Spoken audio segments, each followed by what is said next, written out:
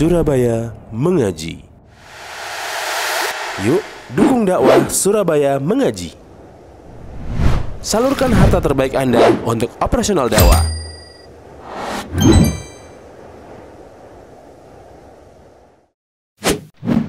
SM Store, amanah dalam muamalah. Assalamualaikum warahmatullahi wabarakatuh. Innal hamdalillah nahmaduhu wa nasta'inuhu wa nastaghfiruh wa na'udzu billahi min shururi anfusina wa sayyiati a'malina may yahdihillahu fala mudilla lahu wa may yudlil fala hadiya lahu. Asyhadu an la ilaha illallah wahdahu la syarika lahu wa asyhadu anna Muhammadan 'abduhu wa rasuluh. Amma ba'd. Alhamdulillah, para jamaah dirahmatillah, kita diberikan kesempatan pada hari yang mulia ini untuk bermajlis taklim, berkumpul di masjid ini untuk sejenak menambah ilmu kita tentang agama Islam ini. Seperti yang diberitakan di poster atau iklan dari takmir atau organizer untuk pengajian kali ini, pembahasan kita adalah tentang Nabi Ibrahim alaihissalam dan putranya Ismail.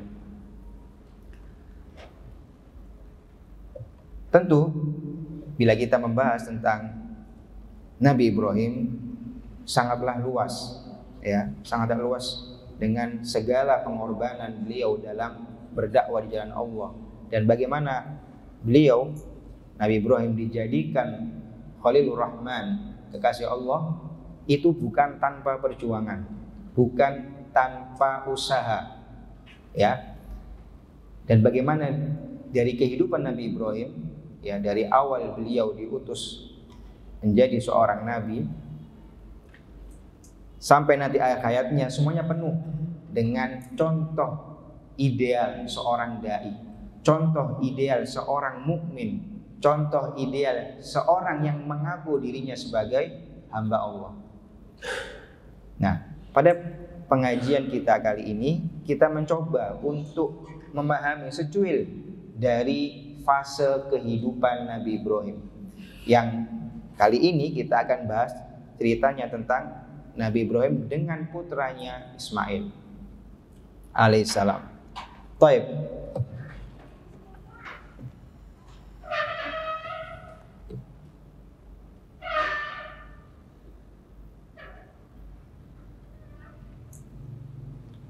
Nah, di sini saya akan bagi pembahasannya dalam 3 poin, ya, 3 poin utama.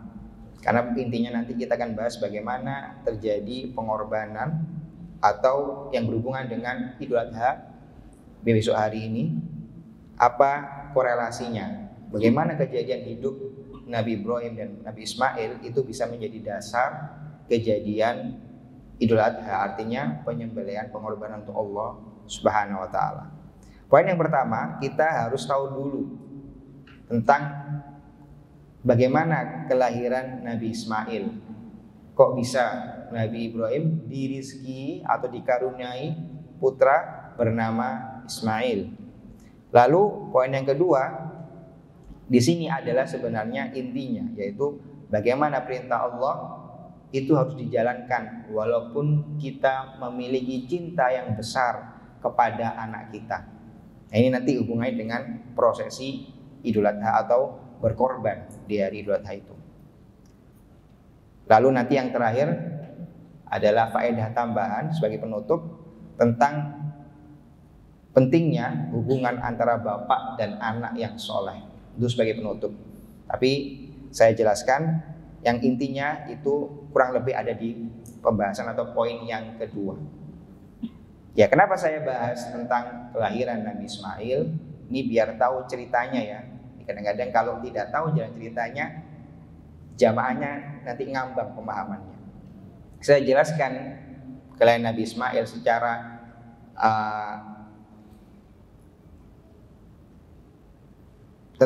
membahas tentang Nabi Ismail karena kita harus tahu dahulu betapa berharganya Nabi Ismail bagi Nabi Ibrahim. Sampai nanti Allah Subhanahu wa ta'ala perintahkan untuk dalam tanda kutip mengorbankan anaknya. Terlihat hal itu menjadi sesuatu yang sangat berharga, sangat sulit kalau kita tahu beratnya atau berharganya sesuatu yang dikorbankan itu. Kita harus tahu dahulu bagaimana kelahiran Nabi Ismail. Jadi itu ya 3 pembahasan kelahiran Nabi Ismail, perintah Allah dan kecintaan ke anak. Lalu yang ketiga ya bapak dan anak yang soleh. Taib.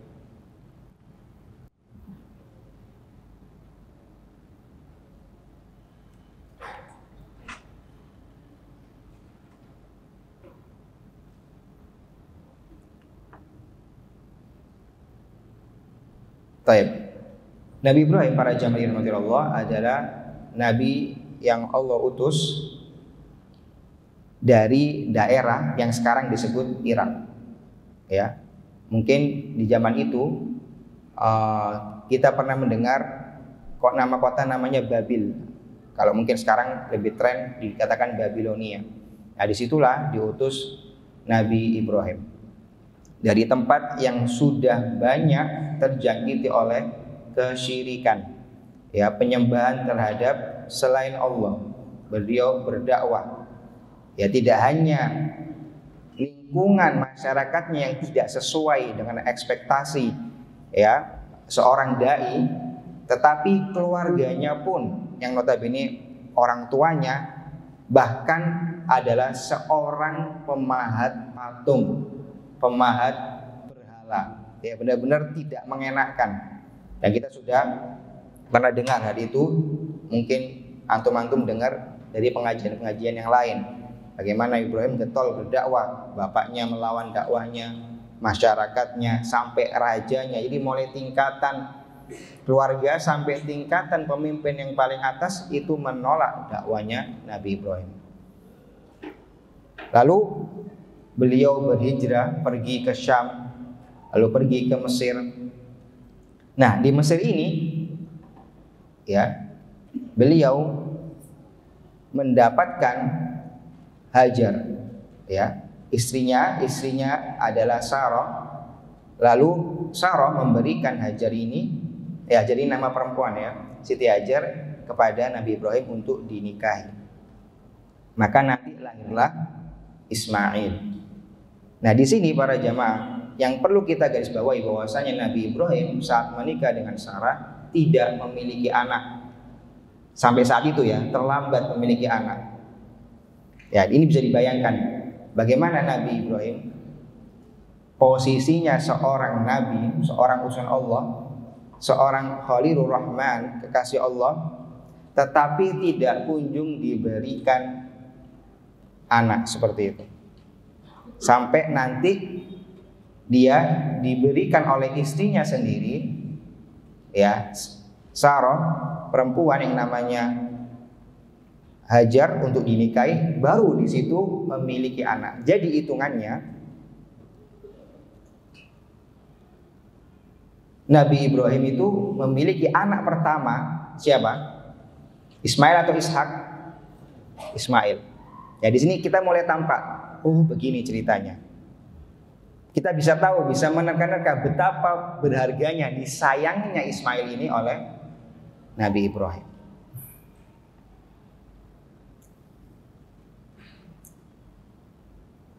Ya, ini bisa kita dapati tentang fakta bahwasanya Nabi Ibrahim mendapatkan anak itu sudah larut usianya.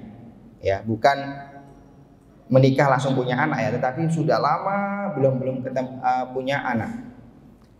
Allah berfirman di surah Ibrahim ayat 39, alhamdulillahilladzi wahabali alal kibari Ismail wa Ishaq inna rabbi lasami'ud du'a. Yang artinya segala puji bagi Allah yang telah mengkaruniakan kepadaku alal kibar. Alal kibar artinya dalam bahasa Arab saat saya sudah usia senja, bukan baru menikah lalu dapat momongan, tidak. Sudah lama menikah nggak dapat. Dari istri pertamanya nggak dapat. Sampai menikah dengan istri yang kedua, yang pertama Sarah, yang kedua namanya Siti Hajar, baru mendapatkan anak. Ya, anak pertama itulah yang namanya Ismail. Jadi menunggu. Proses menunggu ini para jamaah tentu menjadikan rasa syukur, rasa cinta seorang bapak kepada anak lebih tinggi. daripada yang menikah langsung punya anak, ya setiap tahun satu, itu beda nilainya dengan seorang pasangan yang tidak kunjung mendapatkan anak, sekalinya dapat anak, nanti kita dapatkan di kisahnya disuruh nyembelih. Beda enggak? Beda. Menyembelih anak saja sudah hal yang aneh dalam tanda kutip ya. Apalagi anak satu-satunya. Apalagi anak ini sudah ditunggu sangat lama. Ini Allah ingin menunjukkan kepada kita betapa hebat iman seorang yang sudah disematkan kepada dirinya Khalilur Rahman, kekasih Allah. Ya.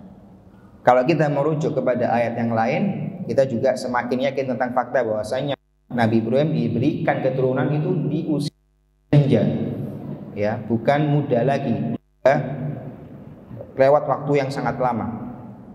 Ya, di surah Az-Zariyat bisa dilihat ayat 24 sampai 30. Surah Az-Zariyat ayat 24 sampai 30. Allah berfirman, "Hal ataka haditsu dhaifi Ibrahim al-mukramin iddakhalu alaihi faqalu salama qala salamun qaumun munkarun faragha ila ahlihi faja'a bi ijlin samin faqarrabahu ilaihim qala ala ta'kulun fa'awjaza minhum khifah qalu la takhaf wa basyaruhu bi ghulamin alim fa'aqbalat imra'atuhu fi sarratin fasakkat wajhaha wa qalat ajuzun aqim qalu kadzalika qala rabbuki innahu huwal hakimul alim." Ya, yang artinya para jamaah, dan apakah telah datang kepadamu cerita tentang tamunya Nabi Ibrahim yang mulia? Ya, di sini maksud adalah para malaikat diutus kepada Nabi Ibrahim untuk mengabarkan dua hal. Satu hal yang pertama yaitu azabnya kaum siapa? Azabnya kaumnya Nabi siapa? Nabi Lut. Ya, Nabi Lut. Iddakhalu alaihi faqalu salama. Ya. Utusan tadi rumahnya Nabi Ibrahim dan mengucapkan salam, maka disalami balik. Walaupun Nabi Ibrahim tidak kenal siapa orang-orang ini. Tetapi di sini para jamaah kita bisa lihat betapa Nabi Ibrahim ya menjalankan syariat tentang memuliakan tamu. Jadi syariat memuliakan tamu para jamaah itu sudah ada mulai zamannya Nabi Ibrahim. Bahkan di sebagian buku-buku tafsir disebutkan bahwasanya orang yang pertama kali memulai ya sunnah hasanah tentang memuliakan tamu itu adalah Nabi Ibrahim. Ya, konteks tamu yang dicontoh oleh Nabi Ibrahim sudah melewati cara pikir kita zaman sekarang. Kalau pikiran kita tamu itu kita kenal, lalu dia datang bertamu itu tamu. Ini disebutkan salamun qaumun munkarun. Ya, salam atas nggak kenal. Nabi Ibrahim nggak tahu siapa yang datang ke rumahnya ini, tapi tetap apa? Dijamu sebagai tamu. Nah, pertanyaan kita, apakah zaman sekarang ada yang mampu seperti itu? Nggak kenal, orang datang terus dimuliakan segala macam. Ya, saya kira itu jarang di zaman sekarang. Ya, saya pribadi jarang melihat orang yang ujuk-ujuk datang ya ke rumah kita lalu kita muliakan seperti kita memuliakan tamu yang kita kenal. Kita lanjutkan ayat ini, faragha ila ahli faja'a bi. Siapa tamu ini?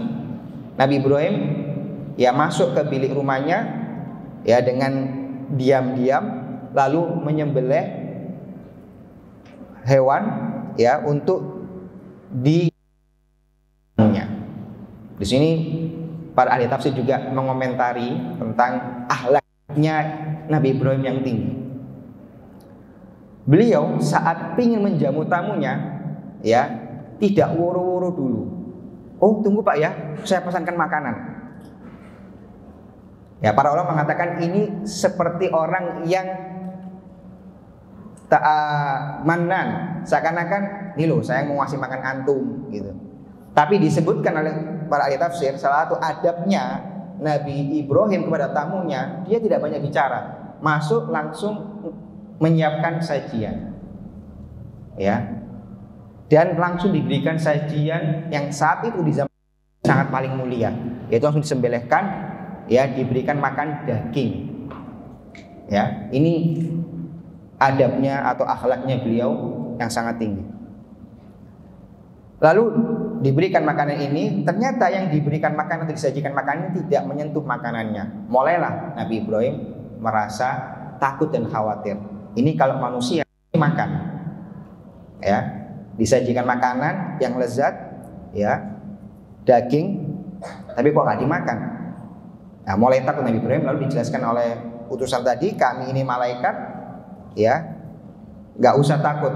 Kami datang untuk memberikan kabar gembira, ya, selain kabar yang menyedihkan tentang diazabnya kaum Nabi Lut, artinya dibinasakan orang-orang di situ. Walaupun Nabi Ibrahim di ayat-ayat yang lain dijelaskan oleh ahli tafsir masih mendebat malaikat itu untuk ditangguhkan, ya, umatnya Nabi Lut. Berilah kesempatan, biarkan dia masih berdakwah, biar ada kesempatan untuk umatnya untuk tobat. Ini bukti bahwa Nabi Ibrahim adalah contoh dai yang baik. Dengan kerusakan sekelas kaum Nabi Lut, Nabi Ibrahim masih mencoba, ya, dalam tanda kutip, membela posisi mereka. Tangguhkanlah waktu mereka ini biar dakwanya jalan, berefek dulu. Tapi karena ketentuan dari Allah sudah tidak bisa ditawar, tetap kaumnya Nabi Lut diadab sesuai dengan yang diperintahkan oleh Allah. Nah, ini kabar kedua yang dibawa oleh malaikat tersebut setelah kabar azab, yaitu kabar bahwasanya kamu, wahai Nabi Ibrahim, akan diberikan anak. Nah, yang dimaksudkan di dalam ayat ini adalah Nabi Ishak. Nah, saat mendengar berita itu, istrinya saja, Sarah, itu kaget.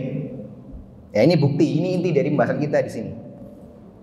Fa'aqbalat imra'atu fi saratin fasakkat wajha wa qalat ajuzun akim. Intinya kalau saya artikan, lo kok bisa saya hamil? Saya sudah tua. Ya, perempuan ada masanya. Saya sudah tua, kok bisa saya hamil? Dia sebutkan, ya, bahwa suamiku juga sudah tua, kok bisa kita punya anak, gitu ya. Sudah di umur senja, tentu tidak seproduktif saat umur muda. Kok bisa punya anak, gitu. Maka malaikat itu mengatakan, qalu kadzalika qala rabbuki innahu huwal hakimul alim. Seperti itulah Allah telah menetapkan, ya, sesungguhnya Allah itu maha bijaksana dan maha mengetahui. Ini ayat ini mendukung ayat sebelumnya yang tadi saya bacakan, bahwasanya Nabi Ibrahim mendapatkan anak, baik itu Ismail ataupun Ishak, itu sama-sama di usia yang senja. Ya, para ahli tafsir mengatakan juga jarak antara kelahiran Nabi Ismail dengan kelahiran Nabi Ishak itu sekitar 13 tahun.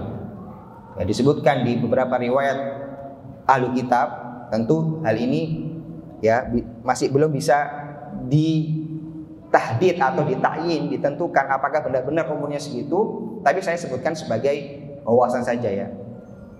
Dikatakan di beberapa sumber ahli kitab bahwasanya umurnya Nabi Ibrahim saat mendapatkan momongan itu sekitar 80 tahun. Muda atau tua? Tua. Ya. Nah, itulah. Gak mungkin si istri ini kaget, terpongah-pongah, kok bisa umur saya dan juga suami saya yang sudah tua ini punya anak. Kok jadi memang sudah tua. Seandainya masih usia produktif, oh iya, dapat kabar situ ya, oh iya. Itu aja, tidak ada sesuatu yang takjub. Tetapi karena diberitakan tentang kelahiran seorang anak di usia yang sudah tidak muda lagi, itu tentu menjadi hal yang, ya, yang unik, yang mengagetkan, yang memunculkan rasa ingin tanya seperti itu. Tapi jawabannya malaikat sangat simpel. Kadzalika qala rabbuki innahu huwal hakimul alim. Ya, seperti itulah ketentuan Allah. Allah maha bijaksana dan maha mengetahui. Seperti itu.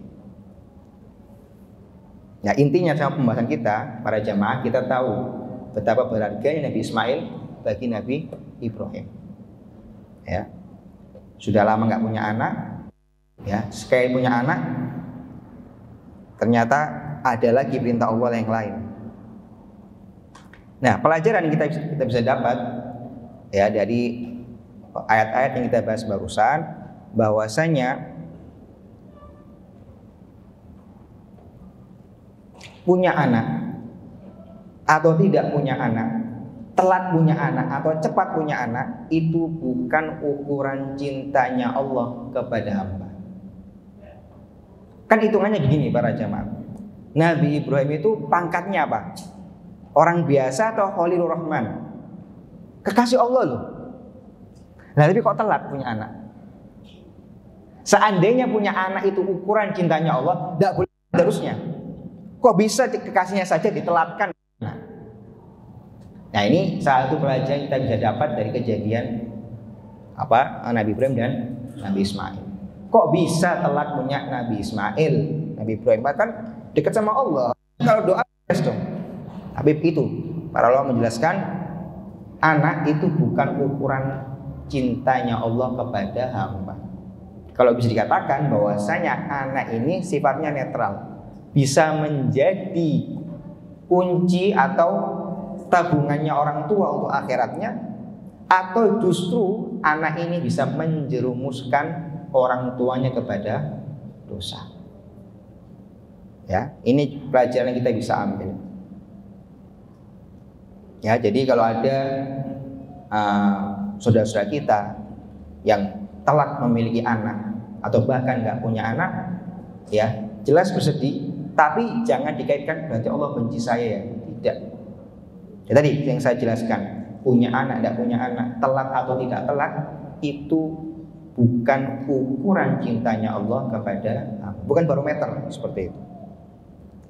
Lalu pelajaran kedua yang kita bisa dapat dari ayat yang barusan kita jelaskan, ya, bahwasanya jalan keluar, solusi itu adalah hadiah dari Allah Subhanahu wa taala. Kita manusia hanya melakukan usaha semampunya. Ini para jamaah kalau diamalkan, ya, turun tingkat stres masyarakat. Yang paling membuat orang stres itu memastikan apa yang tidak pasti. Oh, saya mau solusinya seperti ini, seperti ini, seperti ini. Kalau nggak solusi seperti ini, saya stres. Sebentar, yang buat solusi kan Allah. Allah sudah menjanjikan orang yang bertakwa pasti diberikan solusi. Tapi apa solusinya itu kita tidak punya ranah di situ. Nah, kelirunya sebagian dari kita memastikan solusinya harus seperti ini. Itu yang buat kita stres. Ya, lihat di sini di ayat tadi. Nabi Ibrahim minta sama Allah, ya Allah, saya ingin punya keturunan, ya, keturunan yang soleh. Kalau Nabi Ibrahim mikir pakai logikanya, dalam artian berpatokan sama logikanya, totok seperti itu, dia mikir ngapain doa? Udahlah, nggak usah doa lagi, udah tua kok pakai doa. Udah nggak punya anak ya sudah gitu. Tapi terus berdoa. Ya tadi berusaha sebagai levelnya manusia. Solusi itu dari Allah Subhanahu wa taala, serahkan. Ya, doa sendiri itu sudah ibadah. Terlepas Allah akan kabulkan di dunia atau nanti disimpan untuk akhirat, itu sudah urusannya Allah. Kita sebagai hamba tugasnya apa? Meminta, beribadah, nyari solusi. Ya, kalau misalnya masanya ekonomi ya kerja. Ya. Seperti itu. Ini salah satu pelajaran yang bisa kita ambil. Jalan keluar, solusi itu hadiah dari Allah. Kita hanya perlu melakukan semampunya. Ya, kalau kita ingat dengan hadis yang sudah ma'ruf, saya kira buat antum semuanya, hadis tentang seekor burung. Rasulullah mengatakan, kalau kalian benar-benar tawakal dengan tawakal yang benar, yang hak, maka kalian akan diberikan rizki seperti Allah memberikan rizki seekor burung. Keluar dari sarangnya dalam keadaan perutnya kempes, kelaparan, tapi pulang di sore hari dalam keadaan perutnya penuh, ya, dengan makanan, artinya kenyang. Saya tanya para jemaah, burung atau unggas-unggasan itu alat nyari rezekinya apa sih? Paruh mungkin, cakar di kakinya mungkin, sayap. Kalau kita total, lebih banyak alat pencari rezekinya kita, manusia atau burung? Banyak kita, ya. Burung simple, alat pencari rezekinya kita sangat kompleks dengan bantuan alat-alat yang kita dapati di zaman modern ini.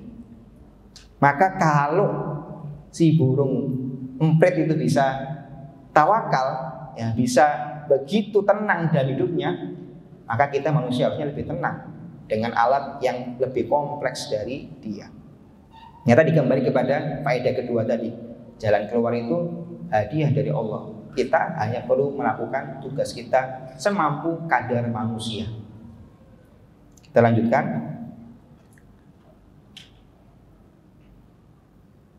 Nah, yang perlu juga diingat, ya, faedah yang ketiga, justru di sebagian ayat, saya nggak mengatakan semua ya, tapi ada contoh di beberapa ayat, justru banyak anak itu terkadang bisa membuat orang itu sombong. Ini bukti untuk mendukung faedah yang pertama yang saya sebutkan, bahwasanya anak itu mau banyak, mau cepat dapatnya, mau lambat, atau bahkan nanti nggak punya sama sekali, itu bukan ukuran cintanya Allah. Ya, Allah berfirman, "Angkana dzamali wa banin, idza tutla alaihi ayatuna qala asatirul awwalin." Apakah karena dia punya banyak harta, punya banyak anak, lalu mana dibacakan ayat Quran dia mengatakan, "Oh, itu cita-cita umat yang lalu itu." Kalau asatirul awwalin, merendahkan ayat Allah. Gara-gara terlanjur sombong dengan harta dan banyaknya anak. Ini tadi saya katakan, anak terlalu bisa jadi tempat fitnah, tempat kita menjadi berdosa, atau justru kalau kita benar ya minta sama Allah sambil juga usaha jadi ladang akhirat kita. Gitu ya para jamaah ya, paham ya poinnya ya? Baik. Nah di sini saya nukilkan beberapa hadis dan ayat yang itu adalah ukuran cintanya Allah. Tadi kan kita tahu ya, sudah paham, berarti anak bukan cintanya Allah. Lalu apa yang ukuran cintanya Allah? Ya saya sebutkan beberapa ukurannya, beberapa barometernya. Yang pertama, mengikuti sunnah Rasulullah. Itu adalah ukuran cintanya Allah. Kalau kita merasa ya sudah mulai mengikuti sunnahnya Rasulullah, ajarannya Rasulullah, alhamdulillah, pertanda baik. Berarti Allah mencintai kita. Ya.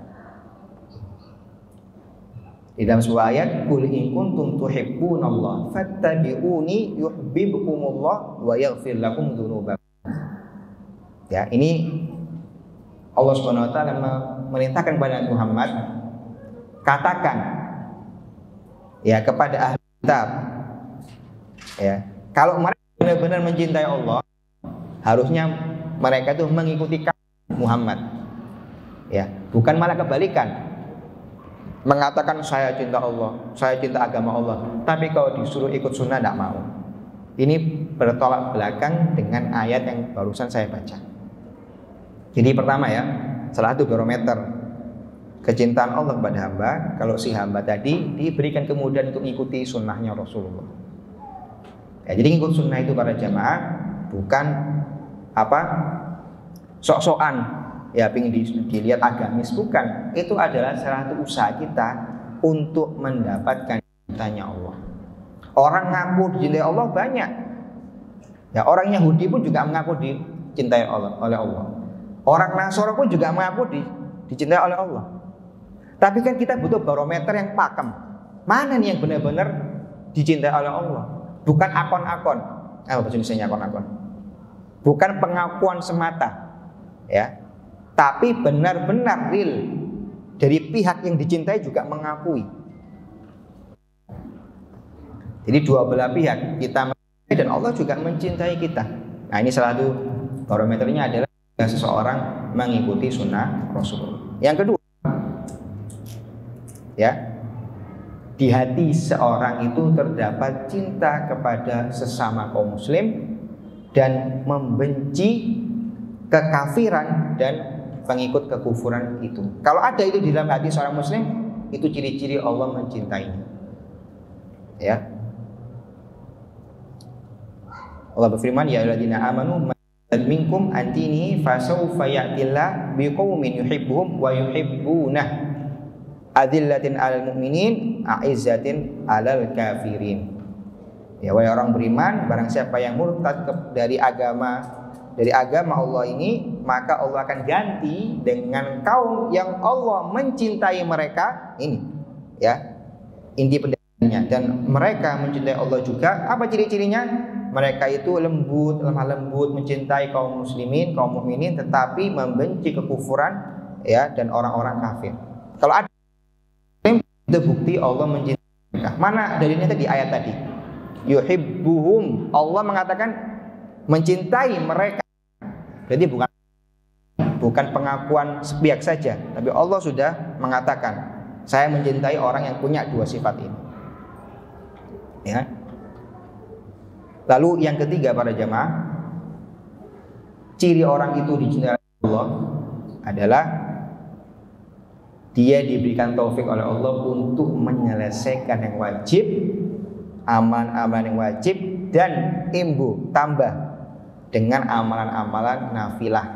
Kalau ini ada di dalam seorang hamba, itu juga ciri-ciri Allah sedang mencintainya.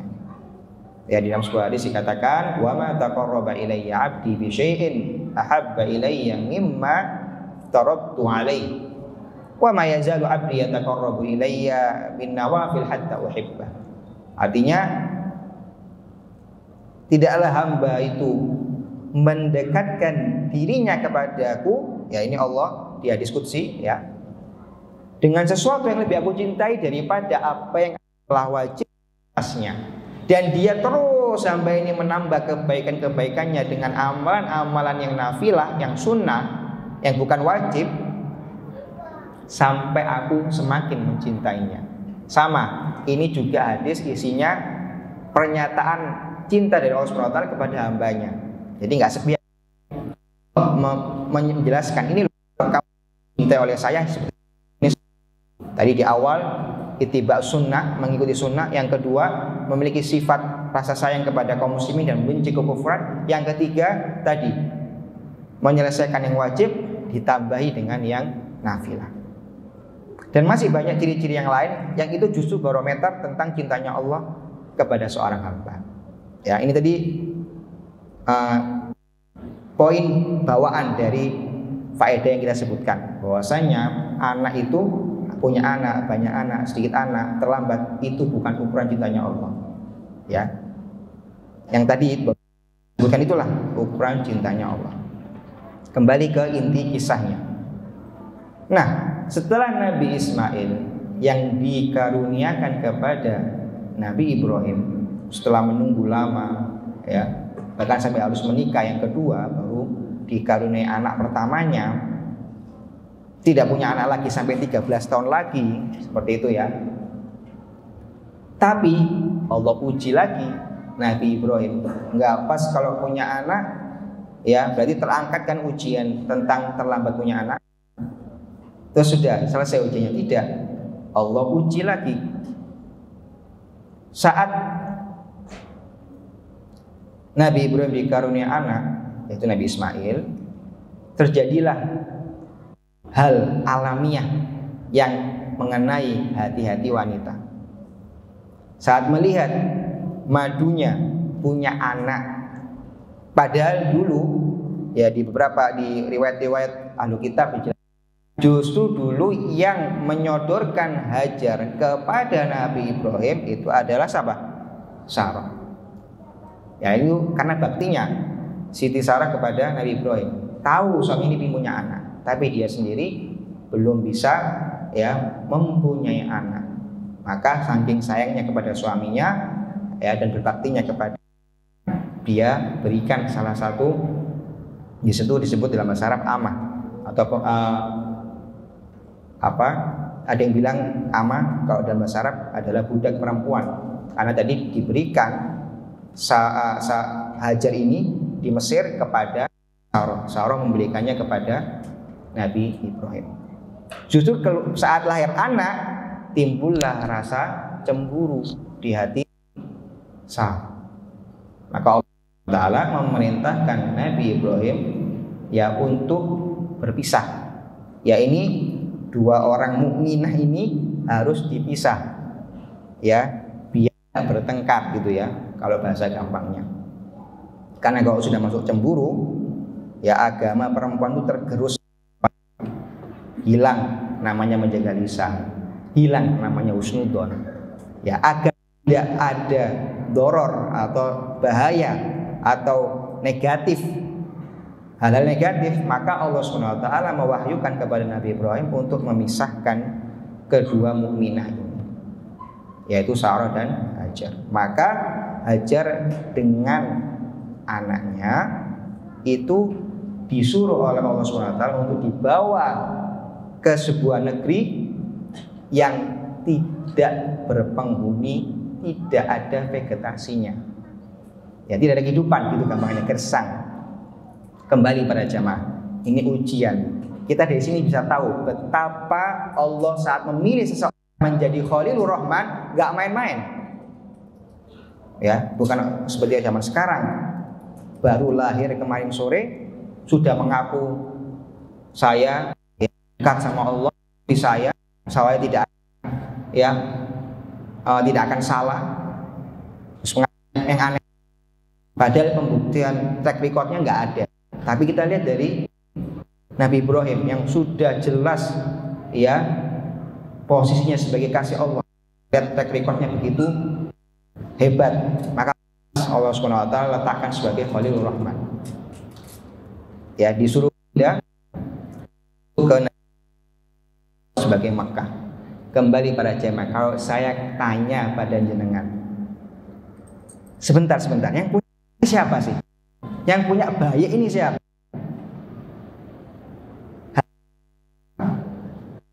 Logikanya harusnya yang pindah itu siapa sih? Harusnya serah saja, kan nggak ada tanggungan, nggak bawa bayi. Dia pindah. Kenapa kok yang bawa bayi untuk pergi gersang? Gak masuk akal. Iya atau tidak? Tapi inilah iman. Inilah Nabi yang mengiyakan perintahnya sampai hal yang umumnya, kecil sampai besar, hal masuk akal pun tidak masuk akal. Ya kalau pertimbangan bapak kan seperti itu. Saya punya istri dua, yang satunya ada bayinya, satu nggak ada bayinya. Kalau ada pindah-pindahan, dibelikan rumah baru yang repot-repot, yes, ini nggak ada tanggungannya aja, tak pindahkan cepet, langsung dibawa. Kalau bayi bawa apa segala macam banyak. Kalau safar jauh apa nggak bahaya buat bayi? Kan gitu namanya. Tapi itulah namanya. Itulah kenapa dikatakan Khalilur Rahman. Kalau sudah dihadapkan sebuah wahyu, akal tunduk di bawah wahyu. Ini contohnya dari Nabi besar, Nabi Ibrahim, yang kita bisa contoh.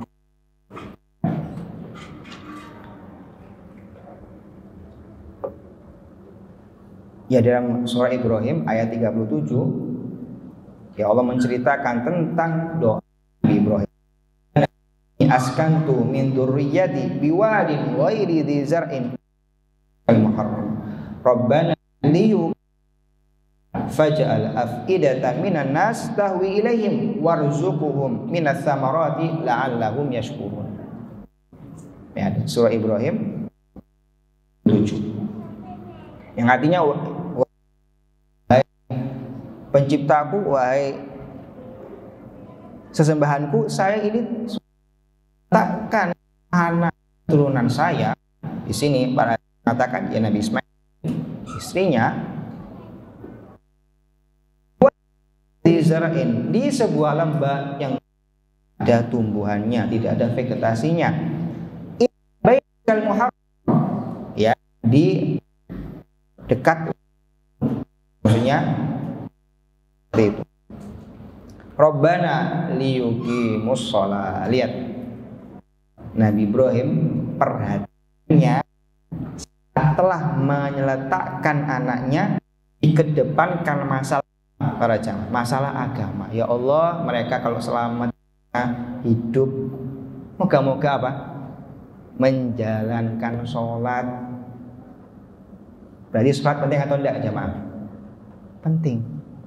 Lihat pikirannya Nabi Ibrahim saat meletakkan keturunannya di suatu tempat, doanya salah satu yang ya terucap dari lisan beliau, ya Allah semua orang-orang yang soleh, kan gitu. Bagaimana dari kalimat doanya, di musola sana itu juga jadikan orang-orang yang taat, rajin sholatnya.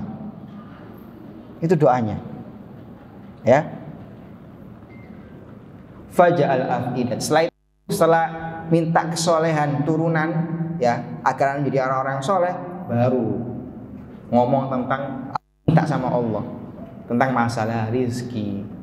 Faja'al minan nas, Allah jadikanlah ada manusia sebagai manusia yang hatinya terketuk untuk menuju mereka. Ya, artinya biar ada dukung dengan masyarakat. Ya,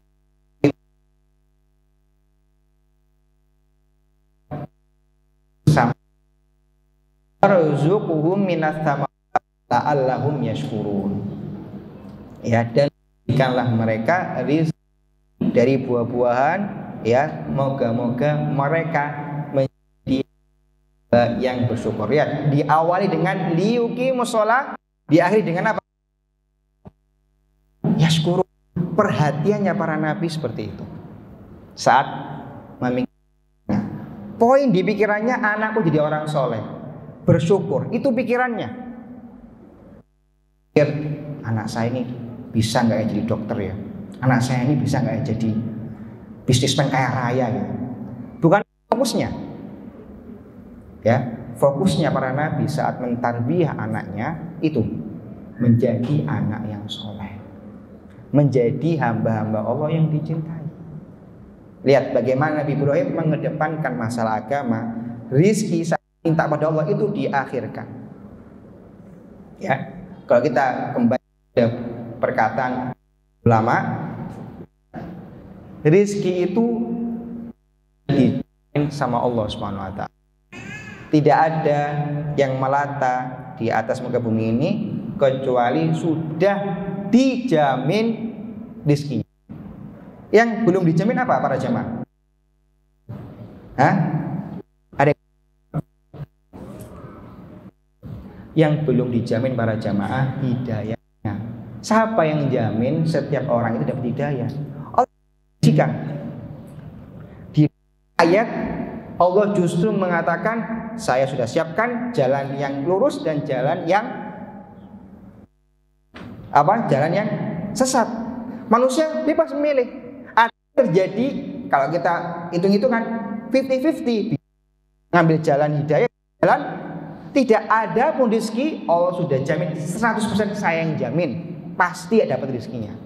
Bahkan orang itu tidak bakal mati sampai Allah sempurnakan rezekinya. Hatta dia belum makan satu permen yang itu menjadi rezekinya, tulis Allahul Mahfud, dia nggak mati sampai ngemut satu permen itu. Nah, itulah ya janji Allah akan disempurnakan rezekinya hamba, tidak bakal dikurangi. Tapi hidayah itu Allah nggak jamin. Oh, semua manusia pasti dapat hidayah. Enggak. Ya, lagi dapat hidayah enggak ya enggak. Tidak ada kepastian. Ya, ini mungkin bisa. Kenapa Nabi Ibrahim mendahulukan masalah pasti, maka saya inginkan minta sama Allah dahulu. Ada pun rezeki sudah ada kepastiannya. Ya, ini juga dari sisi tarbiyah, dari sisi karena kita perlu perhatikan. Ya, kalau kita mati pun, ya Bapak sekalian, Allah sudah ada tentang rezeki anak kita. Ya, entah datang dari pamannya, entah datang dari saudaranya, entah. Tetap masalah agama, kalau kita remehkan,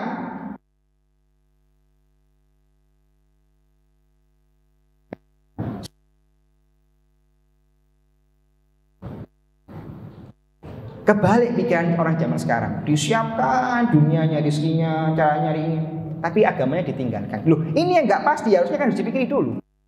Kenapa mikir yang pasti-pasti? Ya, yang nggak pasti itu yang didahulukan. Kan seperti itu. Nah, ini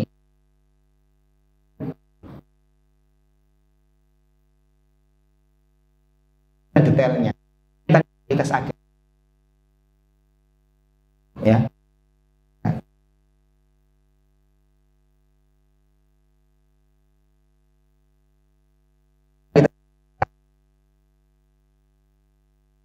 Bahwasanya ini berganti. Selevel seorang nabi yang sudah menjadi kekasih Allah terus diuji. Maka kalau kita ya yang levelnya bukan apa-apa diuji oleh Allah Subhanahu wa taala, lebih apa? Ya wajar. Ya. Wajar. Allah berfirman di surah Al-Ankabut ayat 2 sampai 3, ahasiban nas an yutraku ayat walaqad fatanna alladziina min qablihim fala ya'lamanna Allahu alladziina shadaqu wa la ya'lamanna al-kadzibin. Ya Allah berfirman surah Al-Ankabut tadi, apakah manusia mereka akan mereka tidak diuji? Tadi kembali ke omongan saya. Oh, saya itu tidak seperti pengakuan dan ini kan kaum Yahudi dikatakan oleh orang Nasoro. Tetapi yang benar-benar kalau setelah barometer yang kita katakan tadi, dan kita setelah uji kaum belum mereka, fala ya'lamanna Allahu alladziina shadaqu. Maka Allah ingin menunjukkan ya, yang jujur dalam pengakuannya, yang cuma saja. Di dunia ini para jemaah sebenarnya adalah sedang mengikis orang-orang yang jujur, benar-benar beriman kepada Allah. Dan Allah Subhanahu wa taala saat menguji Nabi Ibrahim, salah satu hikmahnya adalah menunjukkan kepada kita, ini loh orang yang jujur dalam imannya. Ini loh orang yang kualitasnya Khalilur Rahman. Seperti itu. Diuji. Tadi sudah selesai masalah anak. Loh, anaknya disuruh ditaruh di tempat panas. Ini ujian. Terus uji.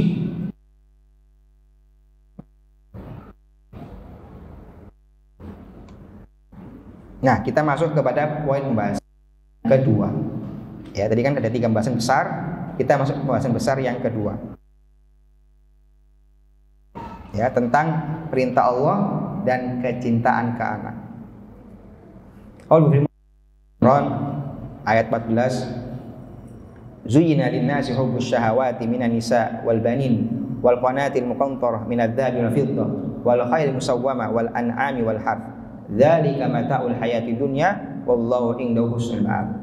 Manusia itu para jemaah ya terlihat nampak sangat menarik di mata-mata mereka. Hubbus syahawat, hal-hal yang memuaskan syahwat mereka, keinginan mereka, ambisi mereka. Ya, dari wanita-wanita, dari anak-anak. Nah, ini yang urusannya sama kita pada pertemuan kali ini. Wal qanatin muqantarah, dan juga masalah emas dan perak, artinya harta. Wal khail musawwamah, ya, hewan-hewan tunggangan, kuda-kuda yang indah. Wal hewan-hewan ternak.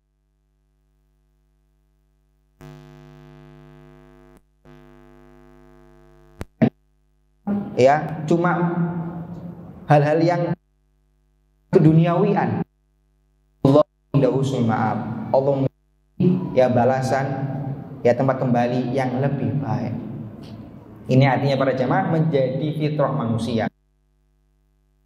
Tadi yang disebutkan, ya salah satunya yang kita sebut pada pertemuan kali ini yaitu masalah anak. kita manusia, ya, orang tua sangat mencintai, itu fitrahnya seperti itu. Maka fitrah itu tidak masalah aslinya. Menjadi sebuah masalah saat fitrah sudah kebablasan, ya. Kalau sudah berlebihan itulah yang masalah. Ya, artinya jangan nanti pulang dari kan, misalnya mengajarkan tidak perlu cinta anak, bahaya katanya. Bukan. Yang bahaya itu bila cinta kepada anak ini menjadikan kita melawan agama Allah. Ya, Nabi Muhammad SAW jauh-jauh hari sudah mengingatkan kita tentang kemungkinan ujian yang timbul dari anak itu. Rasul katakan innal walada mabkhatun majbanatun. Artinya anak itu tempat atau sebab atau faktor orang itu jadi bakhil, pelit. Pak, nggak sedekah, sik durung bayar. Kalau bisa ditampung kan bisa banyak. Sayang. Apa? Gara-gara anak. Kalau belum tentu, kalau dia mati gimana? Nah, semua sedekah, ya duitnya tadi dibuat ngurus jenazahnya dia, belum tentu. Ya tadi, innal walad mabkhalatun.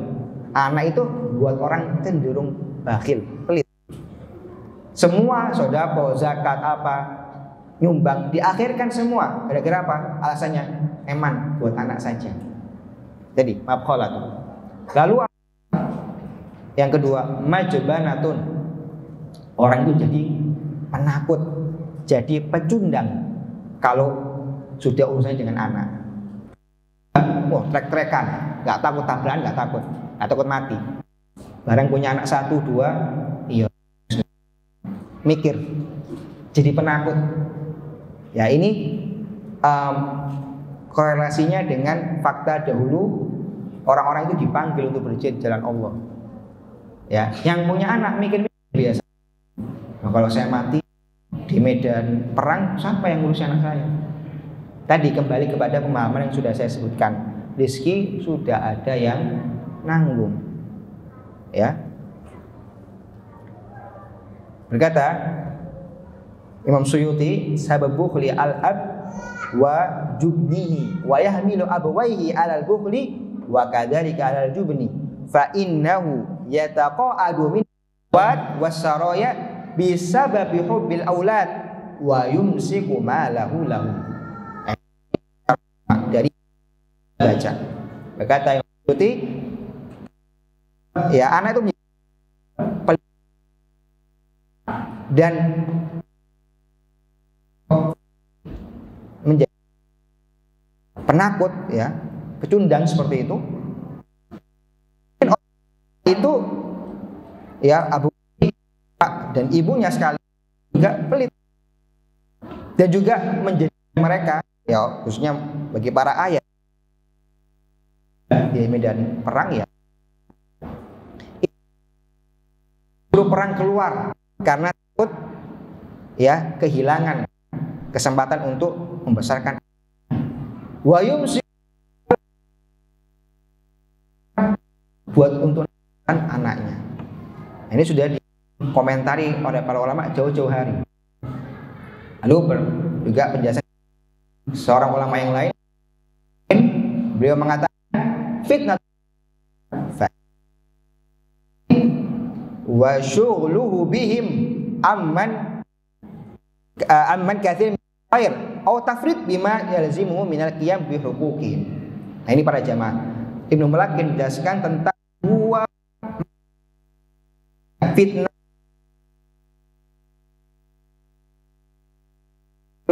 atau ujian anak itu. Kalau kita menyia-nyiakan anak, ya, menyia-nyiakan anak, tidak ngurusi, itu salah.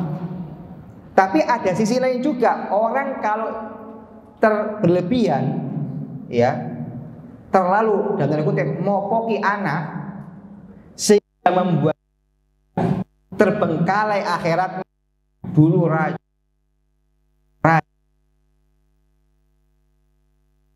dan anak sudah nggak pernah jadi alim. Kalau ditanya kenapa sih, dulu ya setiap minggu hari Jumat misalnya kota misalnya Nah ini juga itu ada kita yang berlebih pada mereka. Wa syughluhu, terserap semua untuk mengurusi anak. Ya, terserap untuk mengurusi anak dan lupa untuk mengamalkan baik di luar tadi ngurusi anak. Kalau kekurangan hati ya untuk memberikan haknya anak, maka agama Islam itu para jamaah selalu tengah. Betul, kita orang tua memiliki kewajiban ya untuk ngurusi anak, membesarkan anak. Tapi janganlah kewajiban kita itu menjadikan meninggalkan amalan soleh. Kayak tadi ditabrakkan antara disuruh jihad di jalan Allah sama ngurusi anak. Loh, ngurusi anak itu juga diperintahkan. Ini dua perintah ini bukan untuk ditandingkan, bukan, tapi akomodir dua-duanya. Anda urus, kita urus, ya anak kita sudah cukup, jalan kita yang lain. Itu agama. Tapi kalau kita terpatri saja satu hal, awal itu kita membatalkan yang dan itu juga salah satu cara iblis ya gambarkan di pikiran orang tua. Kamu tuh orang tua yang baik, khair, bagus. Udah nggak usah ngurusi tetangga, ya nggak usah ngurusi ya orang lain. Nggak usah sama anakmu.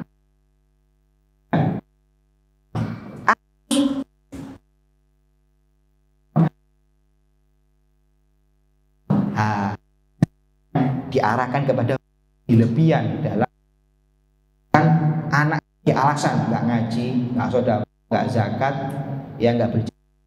Nah itu. Nah kan ini oleh kholatun majabana dan dijelaskan oleh kedua Imam Syuuti Ibnu Mulay.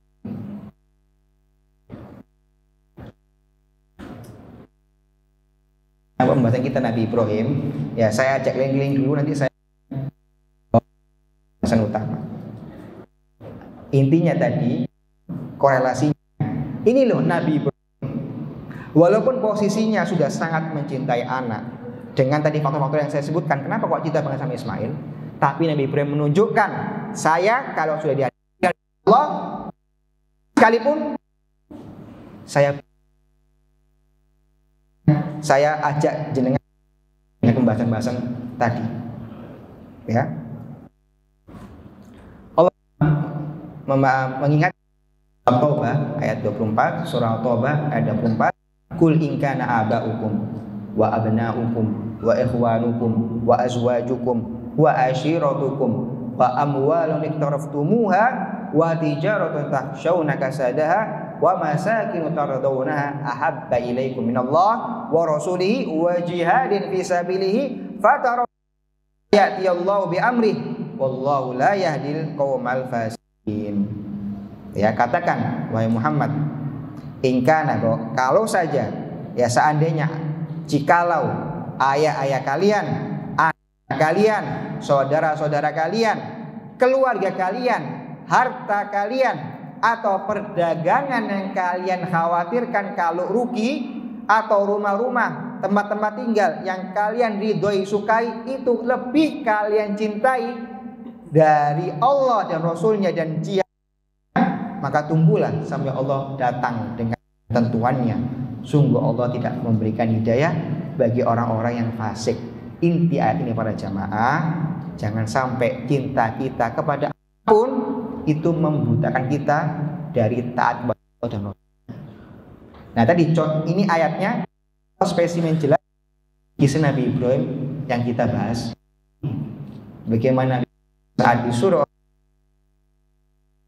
yang gersam dijalankan oleh Nabi Ibrahim, ya, bukti bahwasanya Nabi benar menjalankan perintah Allah, mengedepankan cinta kepada Allah daripada selainnya, bahkan anaknya sendiri, bahkan dari istrinya sendiri. Surah ini atau ayat 24, artinya para jemaah tidak hanya mengajarkan teori, prakteknya ada. Makanya kita ya selalu mendengar ada yang mengatakan ya ambillah agama ini dari Quran dan Sunnah. Jangan lupa apa tambahannya? Pemahaman para. Kadang-kadang kita tahu teorinya, gimana cara mengamalkannya? Gimana pemahaman yang presisi, yang tidak berlebih kanan atau kiri? Ini dari para sahabat. Lihat terdahulu. Nah ini kita lihat bagaimana praktek mendahulukan Allah atas segalanya itu dipraktekkan oleh Nabi Ibrahim. Ya.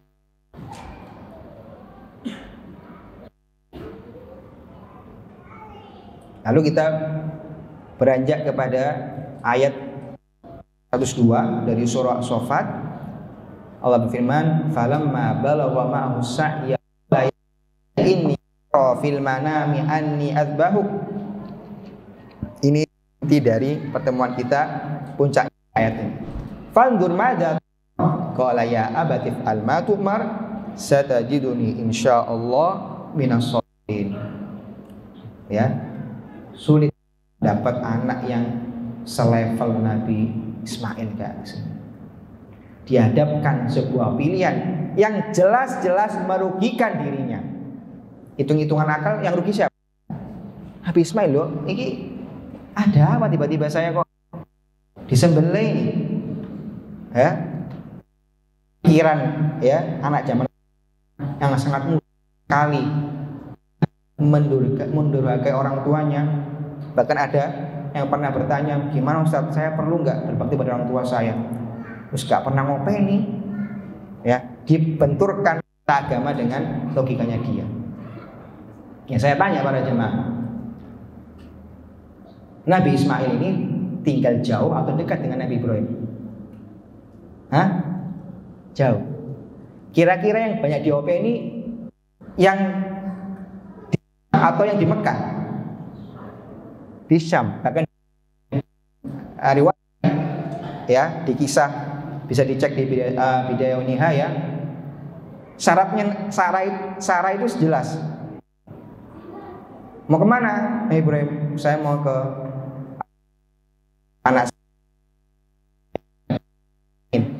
Jangan nginep. Dari simpel itu, bahwa alam ya kita bisa cek nanti, jenengan bisa bantu saya kalau saya salah, dicek apakah benar riwayat tadi.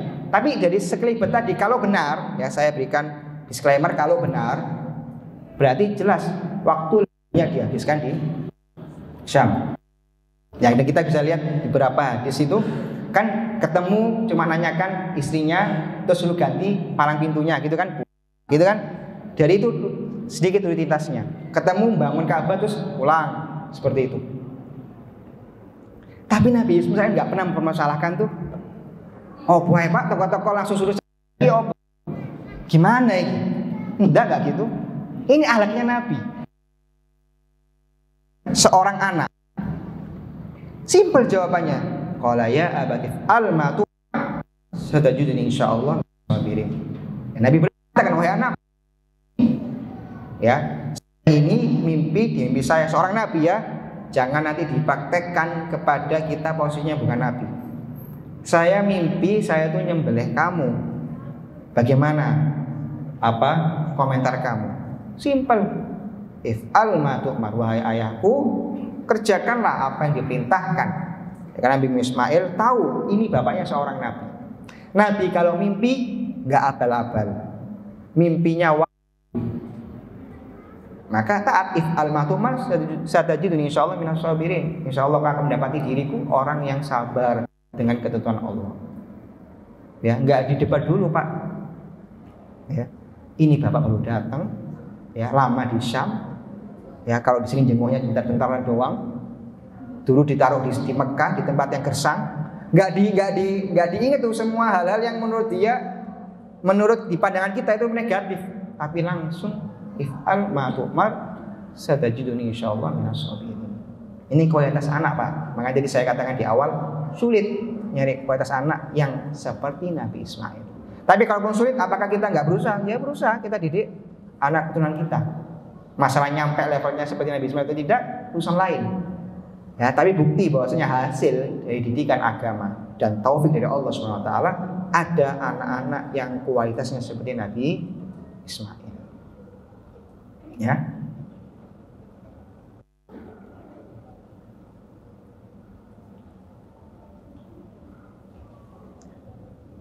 Lalu dilanjutkan surat Shafat tadi, falamma aslama wa tallahu lil jabini wa nadainahu an Ibrahim qad sadaqta ru'ya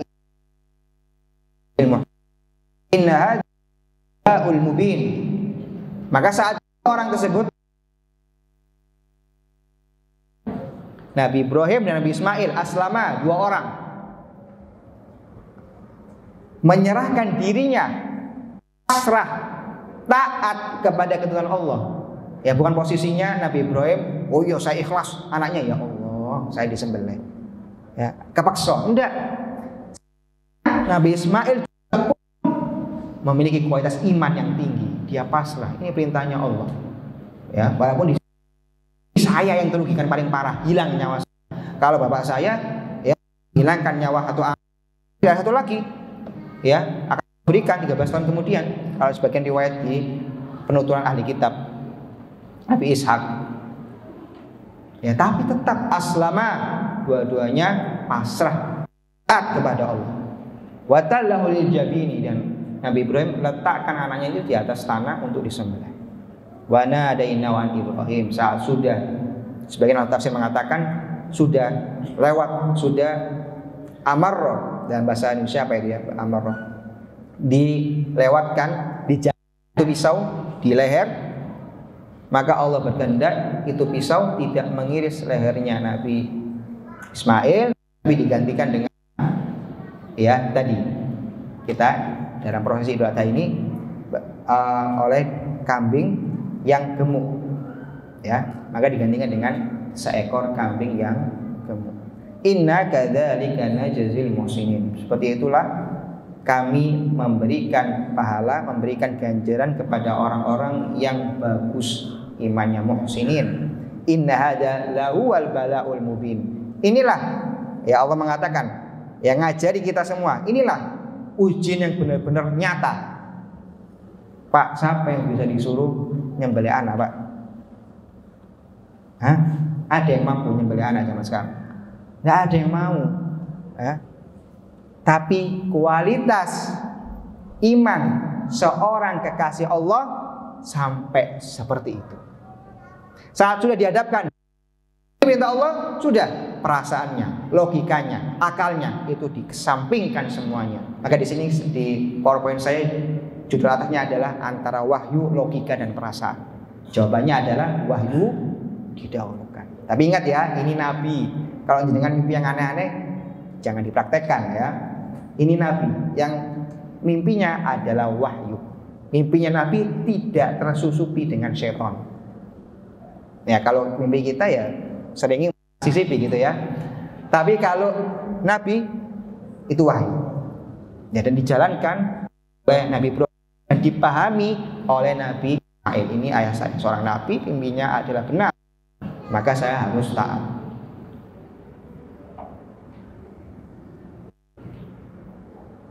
Maka para jemaah, terus Nabi Ismail menjadi seorang anak mendukung orang tuanya untuk taat kepada Allah. Ini adalah karunia yang besar. Ya, kalau ditanya apa pelajaran besar dari kisah Nabi Ibrahim dan Nabi Ismail, salah satunya adalah hubungan antara anak dan bapak yang bersinergi terus mendekatkan diri kepada Allah. Ya, dari kejadian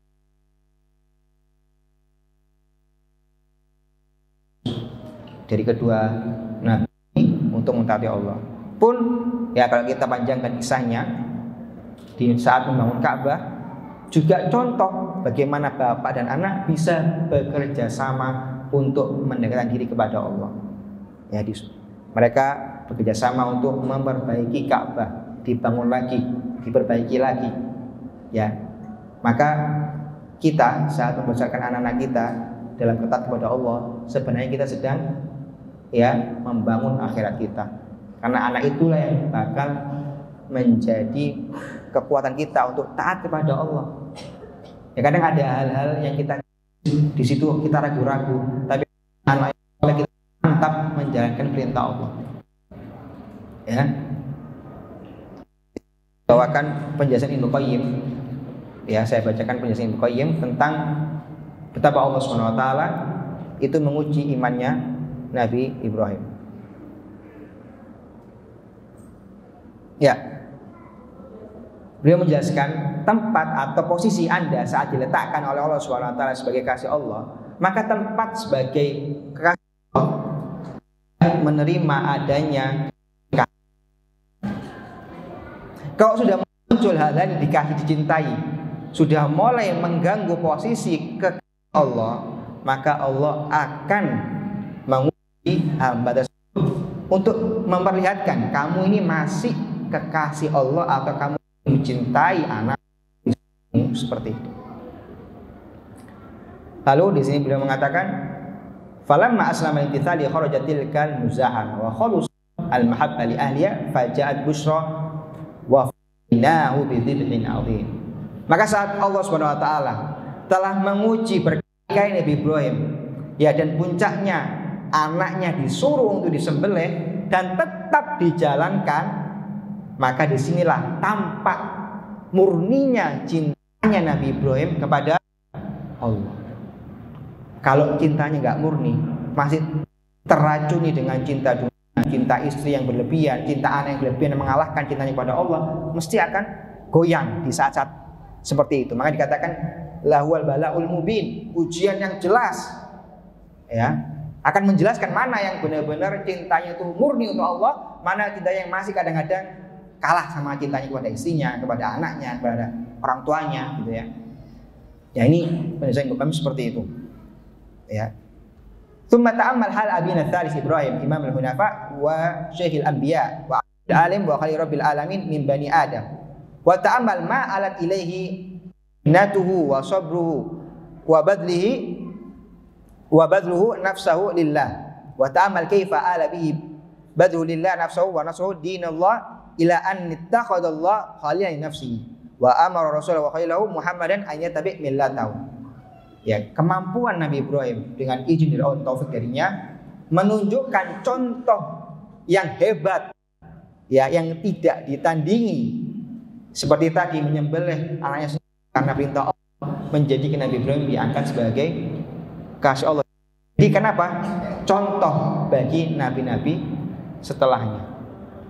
Ya, bahkan kalau kita di doa-doa kita yang disunahkan oleh Rasulullah, ada kata-kata wa ala millati Ibrahim.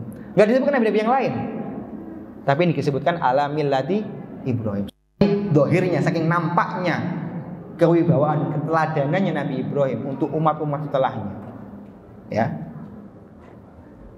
Maka kalau saya khulasohkan, ya, saya intikan, sarikan di sini, Ibnu Qayyim mengatakan, lihat, ya, logikanya manusia, orang yang sudah lama nggak punya anak, ya, lalu punya anak, apa sih ekspektasinya dari punya anak itu? Orang ini nggak punya anak lama, lalu punya anak, apa ekspektasinya? Ekspektasi dari keturunan apa? Berlanjut keturunannya, berlanjut legasinya, gitu kan? Ternyata Allah malah perintahkan yang baru satu anak disembelih. Di logikanya seorang bapak, apa pikirannya? Wah, sudah, saya sudah nggak ada, bakal ada keturunannya ini. Ya atau tidak? Dikasih anak, loh, disuruh sembelih. Inilah kayak memutus nasab saya ini, kan gitu. Maka uji nabinya, dan setelah nabi lolos ujian Allah Subhanahu wa taala, Allah berikan, ya, karunia yang tidak diberikan kepada seorang sebelumnya. Dijadikan para nabi itu datangnya dari keturunan Nabi Ibrahim saja. Ini penjelasan sebagian ahli tafsir, ya. Seperti itu. Tidak ada lagi, ya, keturunan yang sebarokah seperti keturunannya Nabi Ibrahim. Ya. Para nabi nanti bakal keluar dari dua cabang saja. Cabangnya Nabi Ismail atau cabangnya Nabi Ishak. Nabi besar, nabi-nabi terkemuka. Sampai umat sekarang kalau ditanya bisa ditarik garis lurus atau benang merahnya, banyak keluarga besar Nabi Ibrahim. Mau bawa Nabi Isa atau Yahudi yang dibawa oleh Nabi Musa, dibawa oleh Nabi Muhammad. Kalau tanya siapa? Nabi Ibrahim.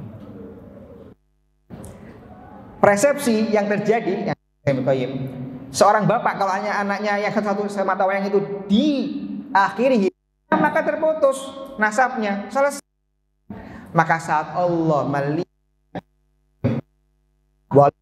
dengan perintah yang sangat berat, nggak masuk banget di logika, maka Allah balik ke tali sebagai berkah. Allah jadikan kenabian dari keturunannya. Allah jadikan agama-agama yang besar yang Allah cintai, mulai dahulu Yahudi, lalu syariat Nabi Isa di Nasraniyah, lalu yang terakhir dihapus kalau saya terdahulu dengan datangnya Islam. Itu semua dari keturunannya Nabi Ibrahim. Maka para jamaah Allah SWT saat mencintai seorang hamba, disebut dalam sebuah hadis, kalau Allah mencintai seorang hamba, Allah akan uji hamba tersebut. Apa sih manfaatnya diuji? Saat hamba itu bisa dibersihkan dari dosa. Artinya nanti kalau sudah di akhirat tidak ada tanggungan. Kalaupun ada tanggungan, tanggungannya kecil. Kalaupun dia memang tanggungannya sudah minimum, maka dengan diuji tadi akan naik derajatnya. Dan setiap kali hamba lolos dari satu ujian, Allah akan balas dengan banyaknya pemberian kepadanya di dunia atau di akhirat. Contoh jasanya yang kita lihat di kejadiannya Nabi Ibrahim tadi. Diuji dengan berat. Setelah ujian yang sangat beratnya tadi, Allah sudah mengatakan sendiri bahwasanya itu balaul mubin, ujian sangat besar, ujian sangat jelas. Allah berikan fadilah yang tidak diberikan kepada nabi-nabi sebelumnya. Dijadikan nabi-nabi besar dan risalah nubuat itu di keturunannya Nabi Ibrahim. Dan masih sampai sekarang kita menyebut nama Nabi Ibrahim dalam sholawat kita, dalam doa-doa kita, saking Allah SWT benar-benar menjaga nama besarnya Nabi Ibrahim. Karena tadi didukung dengan pengamalan yang jelas dalam setiap fase kehidupan Nabi Ibrahim. Kita hanya melihat secuil dari fase kehidupannya. Kita belum cerita tentang bagaimana beliau dengan ayahnya, bagaimana beliau dengan raja yang zalim, bagaimana beliau dengan umatnya, dengan audiens dakwahnya, bagaimana beliau dengan raja yang di Mesir, Beliau benar-benar menunjukkan kualitas seorang muslim yang baik, mukmin yang benar-benar nggak cuma omongan doang, tetapi pengamalan dan bukti nyata dari pekerjaan yang membuktikan seorang. Taib. Itu saja yang bisa saya sampaikan. Moga-moga bermanfaat. Subhanakallah bihamdik, asyhadu an la ilaha illa anta astaghfiruka wa atubu ilaik. Assalamualaikum warahmatullahi wabarakatuh.